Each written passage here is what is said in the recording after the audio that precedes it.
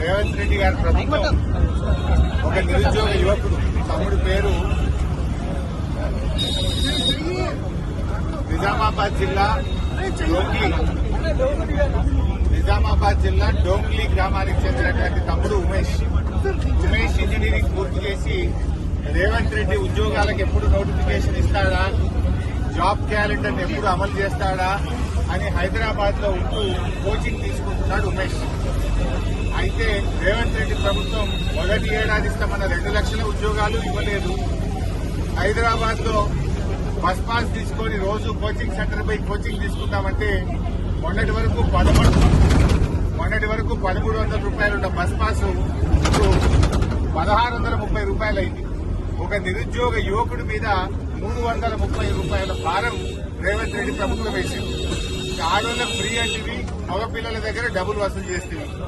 ఇవాళ ఒక పేద ప్రైవేట్ కంపెనీలో ఉద్యోగం చేసే యువకుడు, ఒక అవుట్ సోర్సింగ్ ఉద్యోగి, నువ్వు ఒక్కొక్క రోజు టికెట్ మీద 10 నుంచి 20 రూపాయలు పెంచావు. 20 రూపాయలు పెరిగిందంటే నెలకు 600 రూపాయలు ఆ చిరు ఉద్యోగి మీద భారం పడుతుంది, ఆ అవుట్ సోర్సింగ్ ఉద్యోగి మీద భారం పడుతుంది.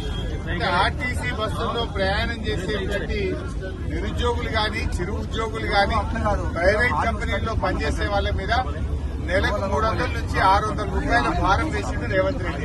ఇప్పుడు ఈ తమ్ముడు ఉమేష్ మీద 300 రూపాయల భారం పడ్డది. రేవంత్ రెడ్డి ఇది నిరుద్యోగ యువకులకు ఏం చెప్పినావు? ఆ రోజు ఉద్యోగం వచ్చేదాకా నెలకు 4,000 వృత్తి ఇస్తాను. 4,000 నిరుద్యోగ వృత్తి ఇవ్వలేదు. జాబ్ క్యాలెండర్ జాబ్లెస్ క్యాలెండర్ అయిపోయింది. మొదటి ఏడాది 2 లక్షల ఉద్యోగాలు అన్నావు, 2 లక్షలు కాదు కదా 20,000 ఉద్యోగాలు కూడా ఇవ్వలేదు. నిరుద్యోగ యువకులను మోసం చేసింది రేవంత్ రెడ్డి. పైగా బస్ ఛార్జీలు పెంచారు. ఇవాళ మేము పేద ప్రజల పక్షాన, మధ్యతరగతి ప్రజల పక్షాన పెంచిన బస్ ఛార్జీలు దించాలని రేవంత్ రెడ్డి డిమాండ్ చేస్తా ఉన్నాం. ఇవాళ రేవంత్ రెడ్డి ప్రభుత్వం 20 నెలల్లో 5 సార్లు బస్ ఛార్జీలు పెంచింది. ఒకసారి రౌండ్ ఫిగర్